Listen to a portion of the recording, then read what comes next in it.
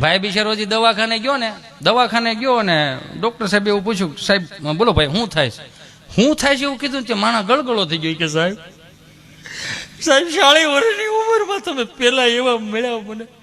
આમાં શિવરંજની વગાડો તો ધીમી ધીમી હો.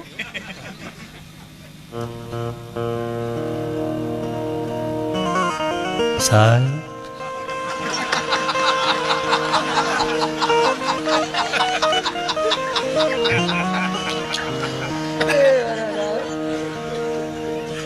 સાહેબ 40 વર્ષની ઉંમરમાં ચાલુ રાખો.